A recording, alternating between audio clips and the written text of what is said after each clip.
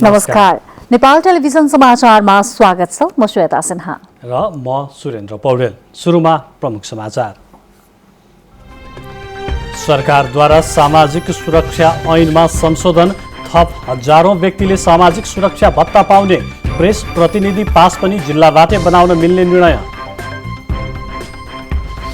भ्रष्टाचार सम्बन्धी शून्य सहनशीलता सरकारको प्राथमिकता भएको प्रधानमन्त्रीको द्वारा स्पष्ट।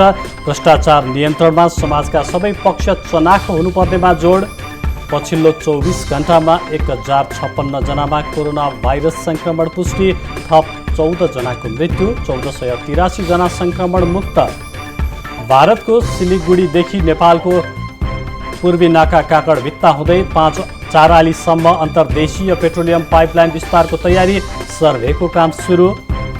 कोरोना विरुद्ध बेलायतमा लगाइएको खोपबाट केहीलाई एलर्जी।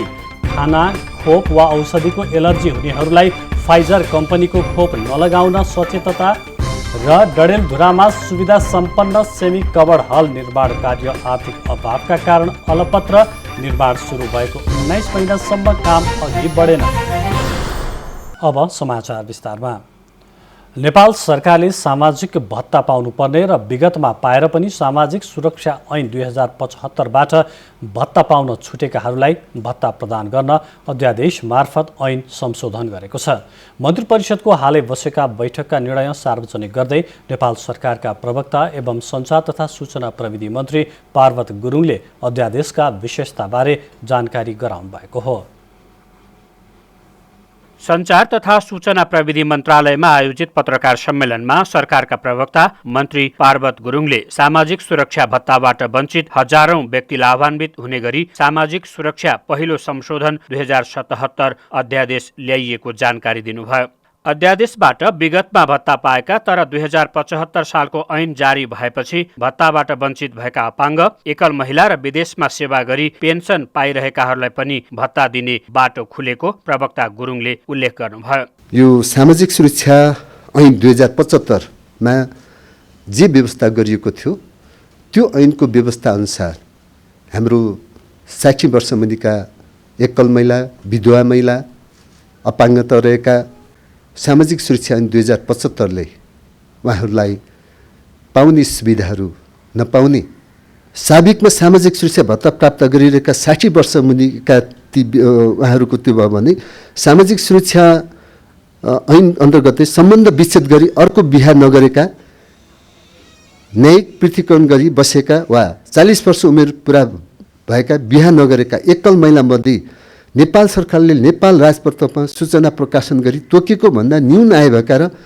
पालन पोषण गर्न तथा हेरचाह गर्ने परिवारले कुनै सदस्य नभएका वा त्यस्तो सदस्य भए पनि आर्थिक रूपले विपन्न अवस्थामा रहेका वा त्यस्तो सदस्यले पालन पोषण नगरेका व्यक्तिहरूलाई नेपाल राजपत्रमा सूचना प्रकाशित भएपछि सामाजिक सुरक्षा भत्ता प्रदान गर्न सकिने यो एउटा अत्यन्तै महत्त्वपूर्ण निर्णय पनि भएको छ।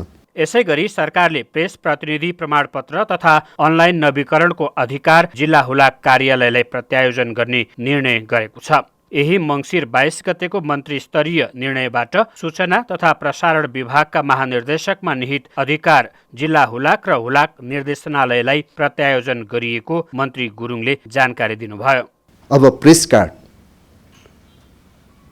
सम्बन्धित हाम्रो अहिले संरचना त छैन। हाम्रो मन्त्रालयको हुलाक कार्यालय नै हो। 77 जिल्लाका हुलाक कार्यालय र सम्बन्धित हुलाक विभाग त्यहाँका निर्देशनालयहरूबाट नै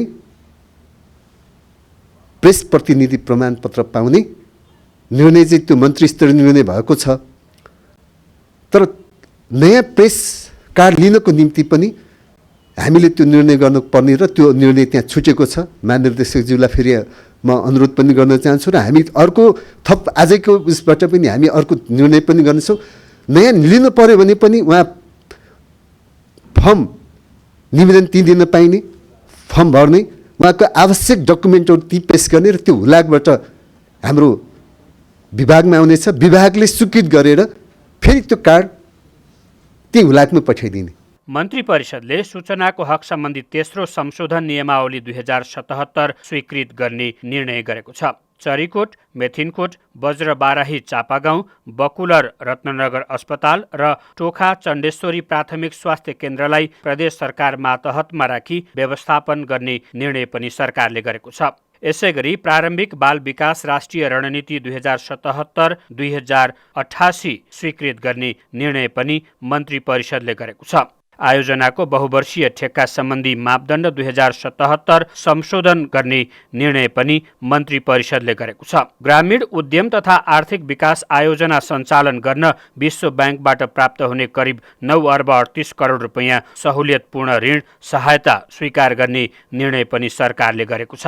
यसैगरी बांग्लादेश सरकारबाट 50,000 मेट्रिक टन युरिया मल सरकार G2G प्रक्रियाबाट खरिद गर्न कृषि तथा पशुपन्छी विकास मन्त्रालयलाई सैद्धान्तिक स्वीकृति दिने निर्णय मन्त्री परिषदले गरेको छ।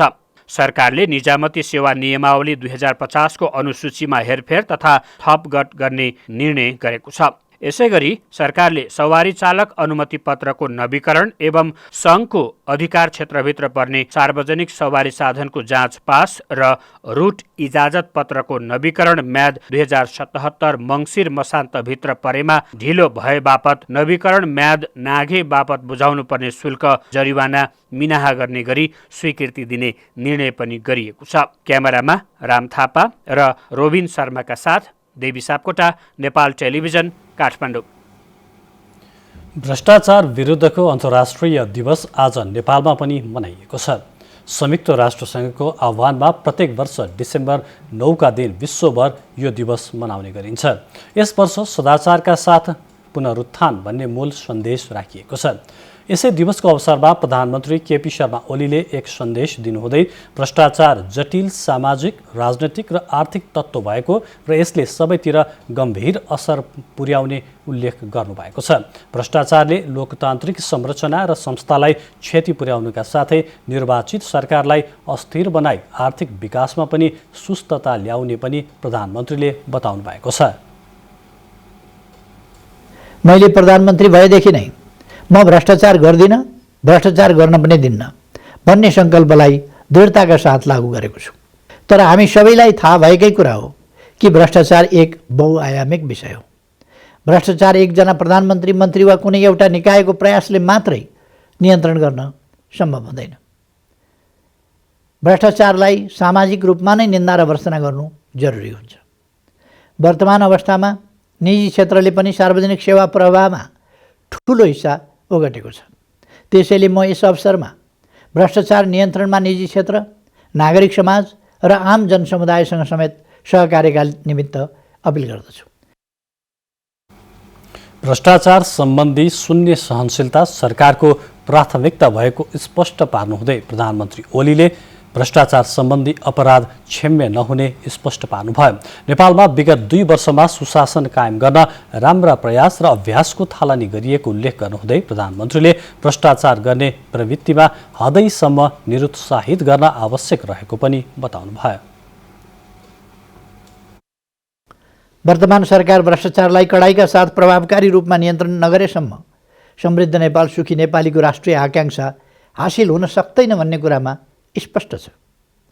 त्यसैले नेपाल सरकार भ्रष्टाचार नियन्त्रणका लागि सबै किसिमका नीतिगत, कानुनी र संस्थागत प्रबन्ध गर्ने कुरामा प्रतिबद्ध र क्रियाशील रहिआएको छ।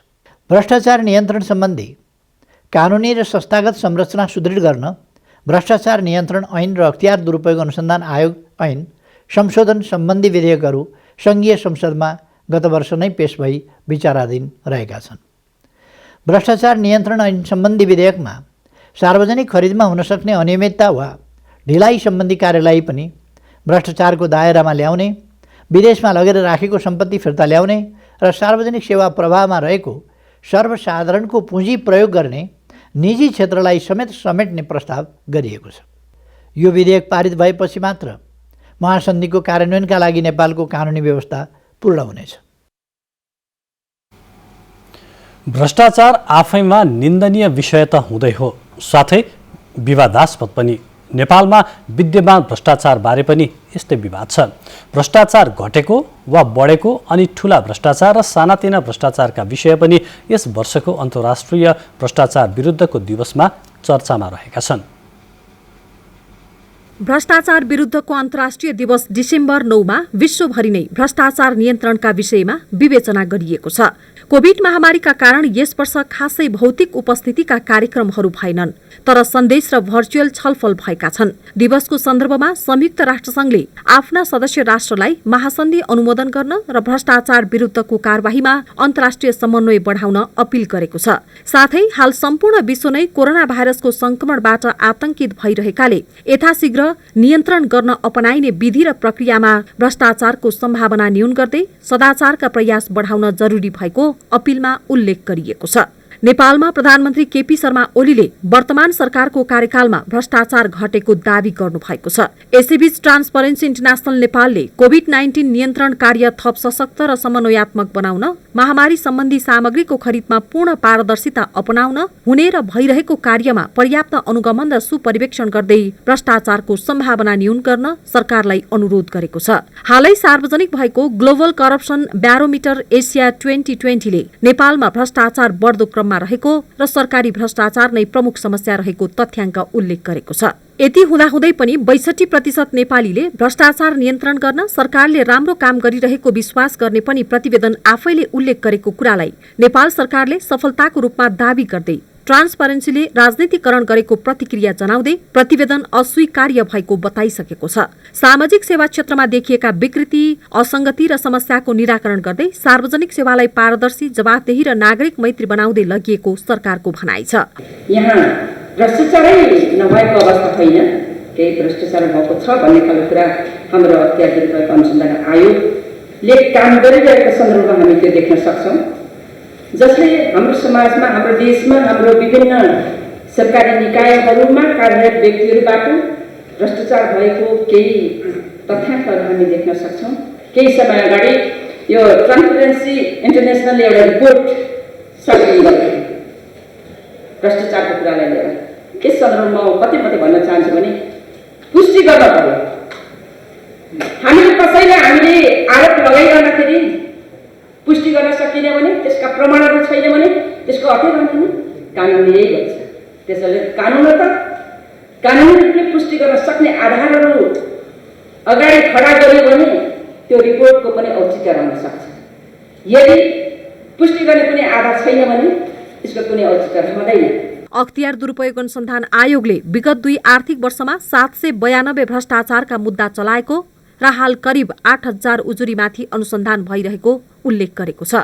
नीतिगत भ्रष्टाचार नियन्त्रण गर्नु अहिलेको प्रमुख चुनौती हो। अपारदर्शी रूपमा राजनैतिक क्षेत्रबाट हुने आर्थिक कारोबारमाथि कानून निर्माण गरी नियमन गर्नु र कालो धनको स्रोतमै नियन्त्रण गर्नुपर्ने आवाज पनि उठ्ने गरेको छ। ठूला भ्रष्टाचारीलाई कारबाही गर्न अख्तियारले कम्मर कस्नुपर्ने आवश्यकता पनि औल्याउने गरेको पाइन्छ। प्रधानमन्त्री ओलीले भ्रष्टाचार सानो र ठूलो नहुने बताउनु हुँदै कुनै एक निकायले मात्रै भ्रष्टाचार रोक्न सम्भव नहुने बताउनु भएबाट भ्रष्टाचार रोक्न समाजका सबै पक्ष चनाखो र सक्रिय हुनु परेको सुशासनका जानकारहरूको भनाइ छ। संयुक्त राष्ट्रसङ्घको भ्रष्टाचार विरुद्धको महासन्धि सदस्य राष्ट्रहरूद्वारा अनुमोदन गर्न सन् 2003 डिसेम्बर 9 मा खुल्ला गरिएदेखि डिसेम्बर 9 का दिन भ्रष्टाचार विरुद्धको अन्तर्राष्ट्रिय दिवस विश्वभरि मनाउँदै आइएको छ। अनिता बिन्दु, नेपाल टेलिभिजन। अब कोरोनाको प्रसङ्ग। पछिल्लो 24 घण्टामा नेपालमा 1056 जनामा कोरोना भाइरस संक्रमण पुष्टि भएको छ। 6286 वटा पीसीआर परीक्षण गरिएकोमा 1056 जनामा संक्रमण पुष्टि भएको स्वास्थ्य तथा जनसङ्ख्या मन्त्रालयले जनाएको छ। पछिल्लो 24 घण्टामा नेपालमा 1056 जनामा कोरोना भाइरस संक्रमण पुष्टि भएको छ, जसमा महिला 386 जना र पुरुष 670 जना रहेका छन्। 6286 जनामा गरिएको परीक्षणमा 1056 जनामा संक्रमण पुष्टि भएको स्वास्थ्य तथा जनसङ्ख्या मन्त्रालयले जनाएको छ। काठमाडौँ उपत्यकामा 507 जना संक्रमित भेटिएका छन्, जसमा भक्तपुर जिल्लामा 39, ललितपुरमा 75 र काठमाडौँमा 393 जना छन्। मनाङ र डोल्पामा भने सक्रिय संक्रमितको संख्या 0 रहेको छ। यो सँगै नेपालमा कोरोना भाइरस संक्रमितको कुल संख्या 2,44,433 पुगेको छ। पछिल्लो 24 घण्टामा 1,483 जना कोरोना भाइरस संक्रमण मुक्त भएका छन्। हालसम्म संक्रमण मुक्त हुनेको संख्या 2,30,537 पुगेको छ। जम्मा संक्रमितमा निको हुने दर 94.3% छ।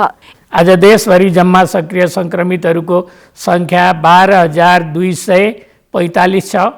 देशभरिका 79 प्रयोगशालाबाट आज 6286 नमुनाहरूको PCR परीक्षण भएको छ।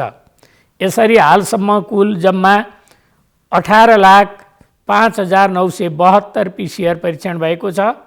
गत 24 घण्टामा 1056 संक्रमण पुष्टि भएको छ। यसैगरी पछिल्लो 24 घण्टामा कोभिडबाट 14 जनाको मृत्यु भएको छ।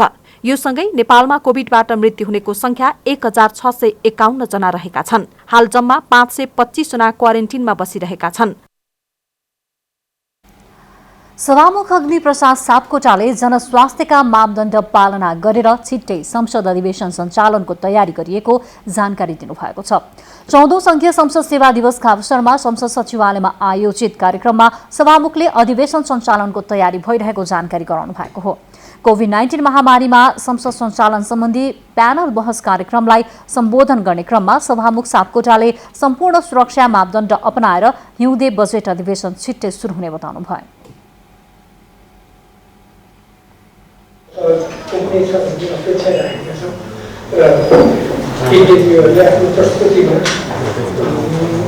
त्यसलाई देशको सर्वोच्च जनप्रतिनिधि संस्थाको बजेट विधेयक अधिवेशन सुरु हुँदैछ। त्यसमा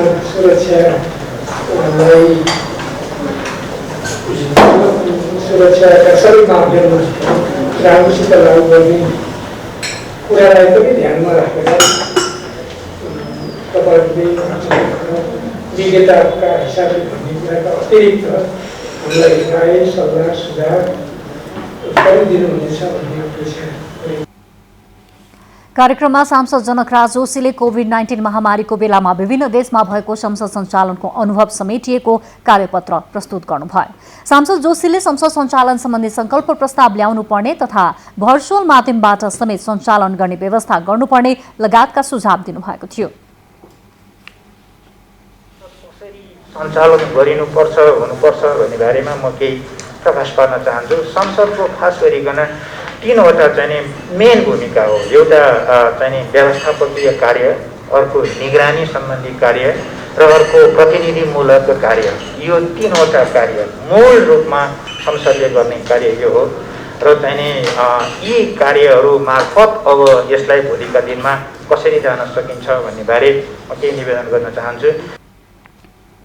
छलफलमा शुक्रराज ट्रपिकल तथा सरुवा रोग अस्पतालका डाक्टर शेरबहादुर पुनले संक्रमण केही घटेको जस्तो देखिए पनि खोप नआएसम्म सम्पूर्ण रूपमा नहट्ने उल्लेख गर्नुहुँदै जनस्वास्थ्यका मापदण्ड पालना गर्नुको विकल्प नभएको बताउनुभयो। यो सञ्चालन गर्दाखेरि चाहिँ सायद अप्ठ्यारो चाहिँ नहोला जस्तो लाग्छ मलाई चाहिँ। आगामी दिनहरूलाई जुन अब कुनै पनि बैठक सभा सम्मेलन जे जस्तो भए तापनि त्यसमा चाहिँ हामीले दूरीहरू कायम गरेर र यदि के गरे भेन्टिलेसनको राम्रो व्यवस्थापन हामीले गर्न सक्यो भने मलाई जहाँसम्म लाग्छ यो सङ्क्रमण चाहिँ फैलिनै पर्छ भन्ने जरुरी छैन जस्तो लाग्छ। संघीय प्रतिनिधि सभाको राज्य व्यवस्था तथा सुशासन समितिको बैठकले काठमाडौँ, भक्तपुर र ललितपुर गरी 3 जिल्लाको शान्ति सुरक्षा हेर्ने गरी प्रहरी अतिरिक्त महानिरीक्षक एआईजी नियुक्त गर्ने गरी सरकारले अध्यादेश मार्फत गरेको निर्णय कार्यान्वयन नगर्न सरकारलाई निर्देशन दिएको छ। संसद सचिवालय सिंहदरबारमा बसेको बैठकमा समितिका सभापति शशि श्रेष्ठले समग्र प्रहरीको व्यवस्थापन र प्रहरी कर्मचारीको आवश्यकता पूरा गर्न ओएनएम सर्वेक्षण गरेर मात्र निर्णय गर्न निर्देशन दिनुभएको हो। प्रदेश प्रहरी कार्य सञ्चालन सुपरिवेक्षण र समन्वय ऐन 2076 को पूर्ण कार्यान्वयन नभइकन नै अध्यादेश जारी गर्नुपर्ने र त्यसको लागि व्यवस्थापिका संसदको समयको प्रतीक्षा गर्दा हुने हानि नोक्सानी चाहिँ के पर्न सक्दथ्यो त्यो अब सरकार आफै जानकार होला भन्ने हो। बैठकमा अधिकांश सांसदहरूले विशेष परिस्थितिमा मात्रै अध्यादेश ल्याउनु पर्ने धारणा राख्नु भएको थियो। समितिले एआईजीको दरबन्दी थप भएको विषयमा गृहमन्त्री रामबहादुर थापालाई बैठकमा बोलाएर छलफल गरेको हो। प्रदेशको अधिकारलाई पनि मिच्यो त्यो अध्यादेशले भन्ने पनि सुझाव आएको छ र यसमा गृहमन्त्रीले निर्णायक भूमिका खेल्नु पर्यो।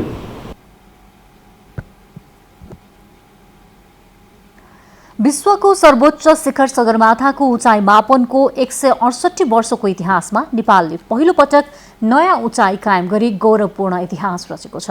8,848 मिटर 86 सेन्टिमिटर सगरमाथाको नयाँ उचाइ पत्ता लगाउन नापी विभागका प्राविधिकहरूले 2.5 वर्ष समय खर्चिएका थिए। यो ऐतिहासिक कार्य कसरी सम्भव भयो? यो रिपोर्ट। सगरमाथाको नयाँ उचाइ कायम भएसँगै नेपालको गौरव र प्रतिष्ठा थप उच्च बनेको छ। नेपालको आफ्नै स्रोत, साधन र जनशक्तिबाट पहिलो पटक सगरमाथाको उचाइ मापन कार्य सम्पन्न भएका कारण नेपालको क्षमता थप प्रदर्शन भएको छ। भूमि व्यवस्था, सहकारी तथा गरिबी निवारण मन्त्रालय अन्तर्गतको नापी विभागका करिब 80 जना प्राविधिक कर्मचारीहरूको समूहले 2.5 वर्षको समयमा राष्ट्रका लागि ऐतिहासिक र गौरवपूर्ण कार्य सम्पन्न गरेका हुन्। यो कार्यका लागि विभागले कार्यविधि मस्यौदालाई राष्ट्रिय तथा अन्तर्राष्ट्रिय विज्ञहरूसँगको समन्वयबाट अन्तिम रूप तयार गरी कामको थालनी गरेको थियो। उचाइ मापन कार्यको सर्वेक्षणका लागि precise levelling, gravity, global navigation satellite प्रणाली GNSS को प्रयोग गरिएको थियो। यस क्रममा समुद्री सतहको गणितीय मोडल पत्ता लगाउन सोलुखुम्बु, रामेछाप र तराईका उदयपुर, सिराहा गरी 13 जिल्लाका विभिन्न स्थानमा सर्वेक्षण गरिएको थियो। यसको अलावा सगरमाथाको चुचुरोमा पुगेर छुट्टै ग्लोबल नेभिगेसन स्याटेलाइट प्रणालीबाट सर्वेक्षण गरेपछि सगरमाथाको थप उचाइ पत्ता लगाउने कार्य सम्पन्न भएको हो। नापी विभागको सम्पूर्ण स्रोत, साधन र जनशक्तिबाट यो ऐतिहासिक कार्य सम्पन्न गरियो भने सगरमाथाको चुचुरोमा सर्वेक्षणका लागि विशेष प्रकारको ट्रिम्बल मेसिन न्युजिल्यान्डबाट सहयोग स्वरूप प्राप्त भएको थियो। यसैबीच सगरमाथा उचाइ मापन कार्यक्रमका संयोजक एवं नापी विभागका उपमहानिर्देशक सुशील डङ्गोलले सगरमाथाको नयाँ उचाइ मापन कार्य गौरवपूर्ण र ऐतिहासिक भएको बताउनु भएको छ। सम्पूर्ण नापी पेसाकर्मी साथीहरूको पनि गौरवको क्षण हो। हामीले चाहिँ विश्वको सामु हाम्रा सर्भेयर साथीहरूले चाहिँ यतिसम्म गरेर प्रोसेसिङ गरेर दिन सक्ने चाहिँ हामीले देखाउन सकेका छौँ। यो सम्पूर्ण नेपाली पेसाकर्मी मात्रै होइन, सम्पूर्ण नेपालीको लागि पनि गौरवको क्षणको रूपमा मैले लिएको छु। सगरमाथाको उचाइ मापन भएको 168 वर्षपछि नेपालले पहिलो पटक सफलतापूर्वक नयाँ उचाइ मापन सम्पन्न गरेको हो। नेपाल र मित्र राष्ट्र चीनबीच भएको समझदारी अनुसार चीनले पनि सगरमाथाको छुट्टै उचाइ मापन गरी संयुक्त रूपमा दुवै मुलुकले नयाँ 8,848 मिटर 86 सेन्टिमिटर उचाइ घोषणा गरेका हुन्। मनोहरी थापा, नेपाल टेलिभिजन। नेपाली सञ्चार क्षेत्रमा समग्र विज्ञापन नीति निर्माण गर्ने र नियमन गर्ने उद्देश्यले सरकारद्वारा गठित विज्ञापन बोर्डको कार्यालय स्थापना गरिएको छ। विज्ञापन बोर्डको कार्यालय स्थापना भएसँगै अब कामकाज सहज रूपमा सञ्चालन हुने बोर्डले जनाएको छ। काठमाडौँको बबरमहलमा स्थापना गरिएको कार्यालयको आज सञ्चार तथा सूचना प्रविधि मन्त्री पार्वत गुरुङले उद्घाटन गर्नुभयो। त्यसबखत मन्त्री गुरुङले विज्ञापन सम्बन्धी नीति निर्माण र नियमन गर्दै नेपालको अर्थतन्त्रसँग जोड्न बोर्डको भूमिका महत्त्वपूर्ण हुने विश्वास व्यक्त गर्नुभयो।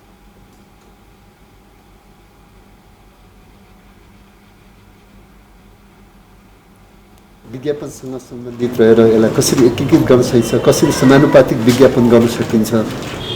अत्यन्तै दुर्गम हिमालका ठाउँका सञ्चारकर्मीहरू, सञ्चारगृहहरूले र सञ्चारकर्मी मित्रहरूले पनि विज्ञापन बोर्डलाई कसरी चाहिँ व्यवस्थापन गर्न सकिन्छ र उहाँहरूको पनि त्यसमा सहभागिता र उहाँको स्वामित्व कसरी गर्न सकिन्छ भन्ने सोच र दृष्टिकोणबाट नै आज विज्ञापन बोर्डको स्थापना भएको र विज्ञापन ऐन पनि बनेको हो। यसअघि मन्त्रालयले विज्ञापन बोर्ड सदस्यमा 5 जनालाई नियुक्त गरेको थियो। बाजुराको बढी मालिका नगरपालिका स्थित बाहुली खोलामा अनुमति बिना क्रसर उद्योग सञ्चालन भइरहेको पाइएको छ। मार्तडी कोल्टी सडक खण्डको 9 किलोमिटर कालोपत्रे जिम्मा पाएको धुलीखेल गाल्वा 7 सेक्टर जेभीले खोलाको किनारमै क्रसर उद्योग स्थापना गरेर सञ्चालनमा ल्याएको हो। सदरमुकाम मार्तडी नजिकै 1 वर्षदेखि बाहुली खोलामा क्रसर उद्योग सञ्चालनमा ल्याएको भए पनि बाढी मालिका नगरपालिका, जिल्ला समन्वय समिति, जिल्ला प्रशासन कार्यालयले नदेखे जस्तो गरेको स्थानीयको आरोप छ। क्रसर सञ्चालन गर्न अनुमति नलिएको भन्ने आफूले थाहा पाएको प्रमुख जिल्ला अधिकारी कृष्ण गैरेले बताउनुभयो। आगामी वैशाख महिनामा हुने 12औं जनगणनाका क्रममा दलित समुदायको सही र यथार्थ तथ्याङ्क सङ्कलन गर्न विभिन्न राजनैतिक दलसँग आबद्ध दलित सङ्घ संगठनका प्रतिनिधिहरूले आग्रह गर्नुभएको छ। केन्द्रीय तथ्याङ्क विभागले राजधानीमा आयोजना गरेको कार्यक्रममा उहाँहरूले विभिन्न कारणले थर्ड र जात खुलाउन नचाहने प्रवृत्तिका कारण दलित समुदायको सही तथ्याङ्क सङ्कलन हुन नसकेको बताउनुभयो। यसैगरी गणक र सुपरभाइजरका रूपमा खटिने व्यक्तिहरूमा समेत दलित समुदायका व्यक्तिको प्रतिनिधित्व नगण्य मात्रामा हुने गरेकाले तथ्याङ्क सङ्कलनमा समस्या हुने गरेको उहाँहरूको भनाइ छ। झापाको बिर्ता मोड नगरपालिका कोरोना भाइरसको संक्रमण नियन्त्रण गर्न सफल हुँदै गएको छ। अधिकांश संक्रमितलाई घरमै उपचारको व्यवस्था मिलाएर नगरपालिका संक्रमण नियन्त्रण गर्न सफल हुँदै गएको हो। संक्रमणको जोखिम बढ्न नदिन अब नगरपालिकाले कस्तो रणनीति अवलम्बन गरेको छ त हेरौं कोरोना केयर।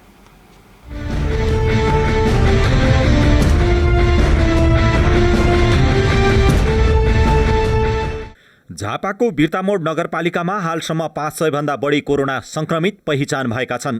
अधिकांश संक्रमित निको भइसकेका छन्। अब करिब 65 जना संक्रमित होम आइसोलेसनमा रहेका छन्। बिर्तामोडमा पछिल्ला दिनमा संक्रमितको संख्या क्रमशः घट्दै गएको छ। जनस्वास्थ्यका मापदण्ड पालनामा गरिएको कडाइका साथै जनचेतना अभिवृद्धि गरिँदा संक्रमण कम गर्न सकिएको हो। बिर्तामोड नगरपालिकाले संक्रमितहरूको व्यवस्थापन घर घरमै गर्दै आएको छ। अक्सिजन चाहिने बिरामीलाई पनि घरमै पुर्याइदिने व्यवस्था गरिएको छ। त्यति मात्रै होइन, अति विपन्न नागरिकमा कोरोना संक्रमण भएमा उनीहरूलाई खानेकुरा पनि नगरपालिकाले नै उपलब्ध गराउँदै आएको छ। नर्मल हो बिर्तामोड नगरपालिकाभित्र सबैलाई अनुरोध र आग्रह गरेको छ। उहाँहरू जतनले बस्नुभएको छ र नगरमा हामीले चाहिँ घर घरमा हाउस आइसोलेसनमा राखेका छौँ र कसैलाई गाह्रो भयो भने पनि उनीहरूलाई हस्पिटलमा जसरी अक्सिजन लगाइन्छ हामीले नगरपालिकाबाट लगेर अक्सिजन पनि भेट गर्दैछौँ।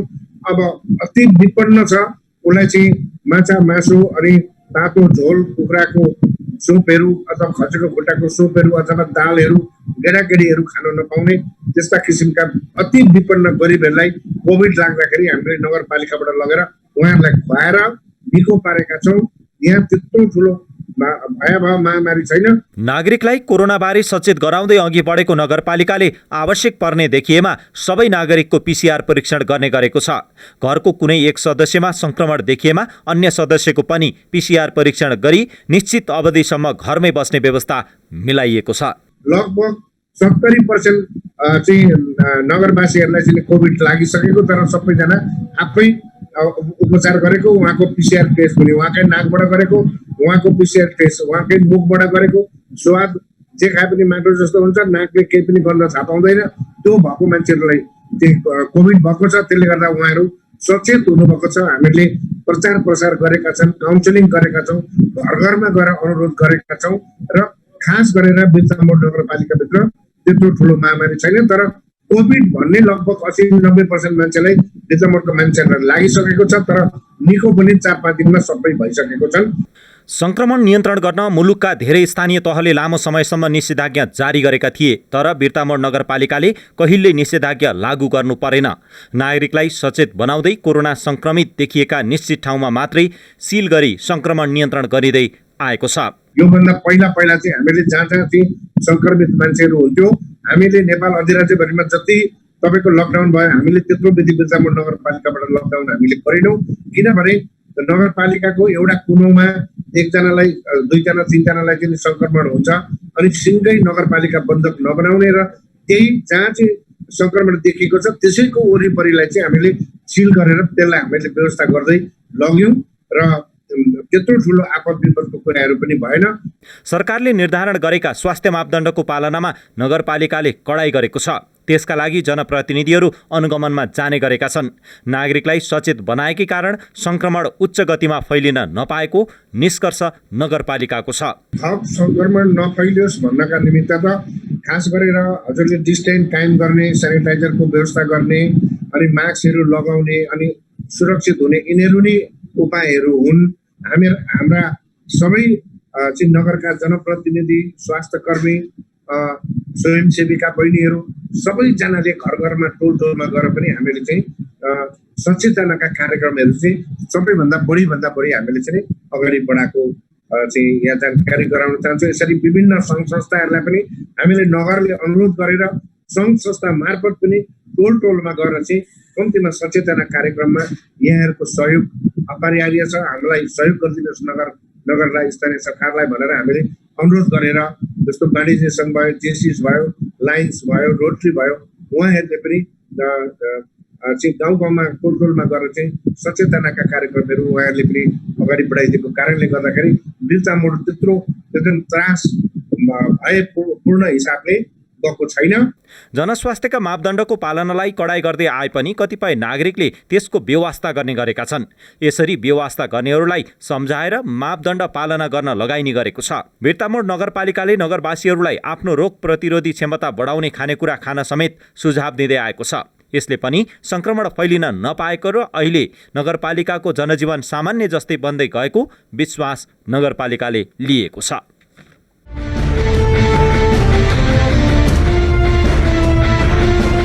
बुलेटिनमा प्रमुख समाचार पुनः एकपटक।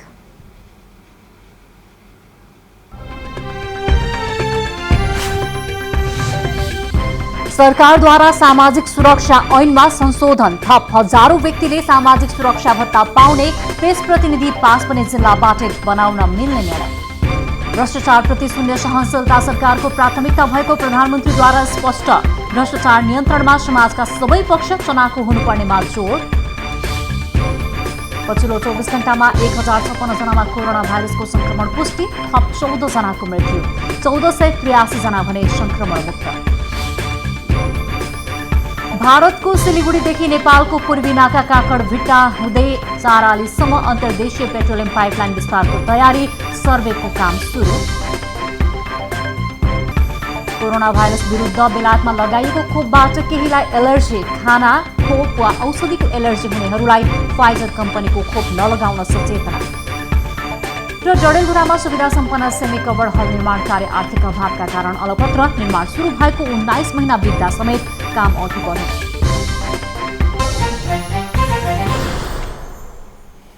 नेपाल कम्युनिस्ट पार्टीका दाङका संस्थापक एवं पुराना कम्युनिस्ट नेता माणिक लाल गौतमको आज अन्त्येष्टि गरिएको छ।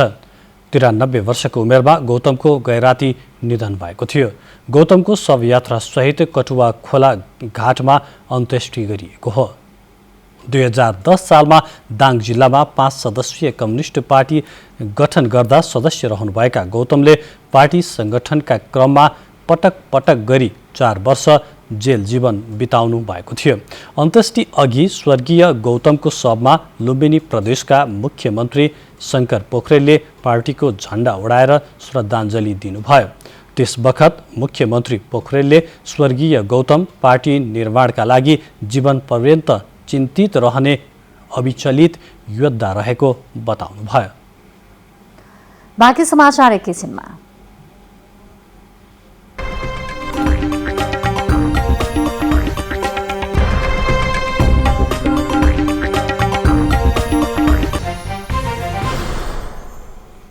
अब आर्थिक समाचार।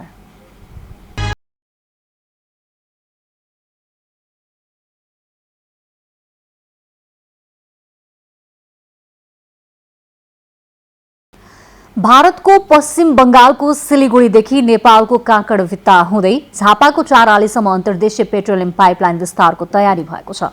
यसै आर्थिक वर्षमा निर्माण सुरु गरिने अन्तर्देशीय पेट्रोलियम पाइपलाइन विस्तारका लागि हाल सर्वेको काम हुँदैछ। नेपाल भारत पेट्रोलियम पाइपलाइन विस्तारको दोस्रो चरणको काम यसै आर्थिक वर्षमा सुरु हुने भएको छ। भारतको पश्चिम बंगालको सिलगुडीदेखि नेपालको पूर्वी नाका काकडभिट्टा हुँदै झापाको 4 आलीसम्म अन्तर्देशीय पेट्रोलियम पाइपलाइन विस्तारको तयारी थालिएको नेपाल आयल निगमले जनाएको छ। यसको सर्वे चाहिँ हामी यो डिसेम्बर महिनाभरिमा सक्छौँ। सर्वे भइसकेपछि यसको सर्टेन प्रक्रियाहरू छ। यो बाइलेटरल भएको हुनाले दुई देशको विषयवस्तु छ। त्यसो भएको हुनाले त्यसपछि हामी मन्त्रालयमा पठाउँछौँ र मन्त्रालयबाट काम अगाडि बढ्दछ। करिब 50 किलोमिटर लामो पाइपलाइन विस्तारको काम यसै आर्थिक वर्षभित्र सुरु गर्ने गरी काम अगाडि बढाइएको नेपाल आयल निगमले जनाएको छ। 50 किलोमिटर पाइपलाइन मध्ये 35 किलोमिटर भारतीय भूमिमा र 15 किलोमिटर नेपाली भूभागमा पर्दछ। पाइपलाइन विस्तारको कामलाई ध्यानमा राखी निगमको 4 आलीमा रहेको 23 बिघा जग्गामा पेट्रोलियम भण्डारण परियोजना समेत सुरु गरेको छ। झापाको 4 आलीमा पेट्रोलियम भण्डारणका साथै 4000 मेट्रिक टनको ग्यास भण्डारण समेत निर्माण गर्न लागि निगम व्यवस्थापनले जनाएको छ। निगमले 4 आलीको अतिरिक्त सर्लाहीमा समेत ग्यास भण्डारणको काम अघि बढाउँदैछ। हाम्रो उद्देश्य चाहिँ अल्टिमेट लक्ष्य चाहिँ हाम्रो 7 प्रदेशमा भण्डारण बढाउने हो। तर अब जग्गाको कन्स्टेन्टको कारणले गर्दा हामी सबै प्रदेशमा चाहेर पनि हामी भण्डारण अहिले नै बनाइहाल्ने स्थितिमा छैनौँ र जुन स्थानमा हामीसँग जग्गा छ त्यो स्थानलाई चाहिँ हामीले काम गर्ने हिसाबले अगाडि बढिसकेका छौँ। त्यो अन्तर्गत झापा प्रदेश नम्बर 1 को लागि झापा, प्रदेश नम्बर 2 को लागि एलपिजीको भण्डारणको लागि सर्लाही, प्रदेश नम्बर 3 मा लोथर हुँदै प्रदेश नम्बर 4 मा हामीले पोखरामा सुरु पनि गरिसक्यौँ। प्रदेश नम्बर 5 मा नेपालगञ्जमा जग्गाको अलिकति प्रक्रिया अगाडि बढाएका छौँ हामीले। अहिले भएकै डिपोमा चाहिँ जग्गा अधिग्रहण गरेर अगाडि बढ्ने भन्ने हिसाबमा। अनि प्रदेश नम्बर 6 मा हामीसँग जग्गा छैन। प्रदेश नम्बर 7 मा पनि जग्गा छैन। तर प्रदेश नम्बर 7 मा चाहिँ मान्यमन्त्रीको पहलमा चाहिँ एउटा सामुदायिक जङ्गलको जग्गामा चाहिँ काम अगाडि बढेको छ। हेरौँ स्थानीय तहबाट प्रदेश सरकारबाट त्यो जग्गा दिने हिसाबले अगाडि आयो भने हामी त्यहाँ पनि काम गर्न अगाडि बढ्दैछौँ। अम्लेखगञ्ज मोडालिटीमै निर्माण हुने दोस्रो चरणको अन्तर्देशीय पेट्रोलियम पाइपलाइन विस्तार कार्य 16 महिनामा सम्पन्न गर्ने निगमको लक्ष्य छ। पेट्रोलियम पाइपलाइन विस्तारले ढुवानी लागत घट्नुका साथै आपूर्तिमा सहजता पैदा हुने र बोर्डरमा हुने अनावश्यक जामलाई समेत घटाउने निगमको भनाइ छ। स्थानीय संवाददाता भीम नेम्बाङका साथ शङ्कर बुढाथोकी र प्रदीप चापागाई, नेपाल टेलिभिजन।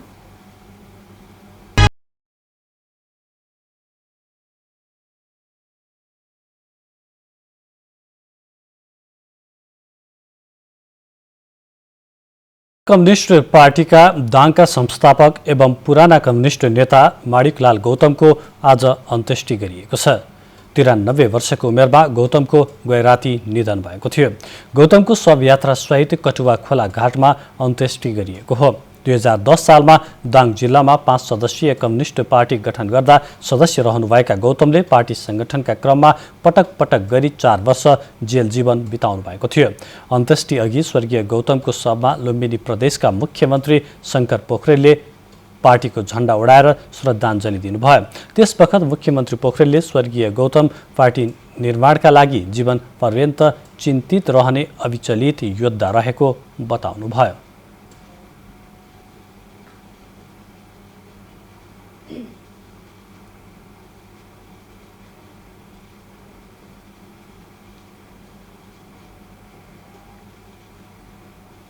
अब खेलकुद समाचार।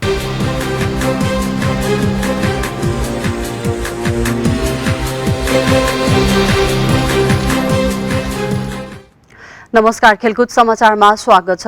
युवा तथा खेलकुद मन्त्री जगत बहादुर सुनार विश्वकर्माले गण्डकी प्रदेशको पोखरामा सञ्चालन हुने 9औं राष्ट्रिय खेलकुद प्रतियोगिताको मिति आगामी राकेपको बोर्ड बैठकमा तय गरिने बताउनु भएको छ। राष्ट्रिय खेलकुद परिषदको आयोजनामा सञ्चालन भएको अन्तर्क्रिया कार्यक्रममा उहाँले 9औं राष्ट्रिय खेलकुदका लागि आगामी राकेपको बैठकले उपयुक्त मिति तय गर्ने बताउनु भएको हो। अन्तर्क्रिया कार्यक्रममा 9औं राष्ट्रिय खेलकुद 2077 आयोजना तथा सञ्चालन सम्बन्धी विषयमा छलफल भएको थियो। त्यस्तै राष्ट्रिय खेलकुद विकास ऐन 2077 को कार्यान्वयन तथा राष्ट्रिय सङ्घको जिम्मेवारी दायित्व र खेल गतिविधि सञ्चालन र सुचारू गर्ने सम्बन्धमा 36 राष्ट्रिय सङ्घबीच छलफल भएको थियो। डडेलधुरामा सुविधा सम्पन्न सेमी कभर्ड हल निर्माण कार्य आर्थिक अभावले अलपत्र परेको छ। 1.5 वर्षभित्र उक्त सेमी कभर्ड हल निर्माण गरिसक्ने लक्ष्यका साथ अगाडि बढेको भए पनि आर्थिक अभावका कारण सेमी कभर्ड हलको काम अगाडि बढ्न सकेको छैन। एक रिपोर्ट। पुरानो जीर्ण अवस्थामा रहेको टिटी कबड हल भत्किँदा राष्ट्रिय प्रतिभावान तथा स्थानीय खेलाडीलाई समस्या भएको छ। राष्ट्रिय खेलकुद परिषदबाट सेमी कबड हलका लागि गत वर्ष 10 लाख रुपियाँ निकासा गरिएको थियो। रकम अपुग हुँदा कबड हल अलपत्र परेको जिल्ला खेलकुद विकास समिति डडेलधुराले जनाएको छ। अहिले जिल्ला खेलकुद विकास समितिको कार्यालय पनि भाडाको भवनमा सञ्चालन भइरहेको छ। कबड हल निर्माणको लागि 8वटा पिल्लर र एउटा पर्खाल निर्माण गरेको र अरू निर्माण कार्य नभएको जिल्ला खेलकुद विकास समिति डडेलधुराका प्रमुख डम्बर बहादुर भण्डारीले जानकारी दिनुभयो। खेलकुद परिषदबाट यसलाई क्रमानुगत हिसाबले सम्पन्न गर्ने निर्माण कार्य सेमी कबड हललाई निर्माण सम्पन्न गर्ने भन्ने आधारमा हामीले यसलाई अगाडि बढाएका थियौँ भने अब त्यस पछाडि बजेट निकासा नभएको अवस्था छ। बजेट नभएको हिसाबले अहिले यो निर्माण कार्य एकदमै प्रभावित भएको छ।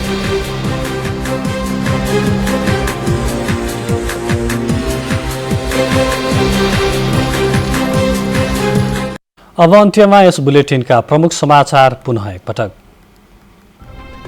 सरकारद्वारा सामाजिक सुरक्षा ऐनमा संशोधन, थप हजारौं व्यक्तिले सामाजिक सुरक्षा भत्ता पाउने प्रेस प्रतिनिधि पास पनि जिल्लाबाटै बनाउन मिल्ने निर्णय। भ्रष्टाचार सम्बन्धी शून्य सहनशीलता सरकारको प्राथमिकता भएको प्रधानमन्त्रीद्वारा स्पष्ट। भ्रष्टाचार नियन्त्रणमा समाजका सबै पक्ष चनाखो हुनुपर्नेमा जोड। पछिल्लो 24 घण्टामा 1056 जनामा कोरोना भाइरसको संक्रमण पुष्टि, थप 14 जनाको मृत्यु, 1483 जना संक्रमण मुक्त। भारतको सिलिगुडीदेखि नेपालको पूर्वी नाका काकडभित्ता हुँदै 4 आलीसम्म अन्तर्देशीय पेट्रोलियम पाइपलाइन विस्तारको तयारी, सर्वेको काम सुरु।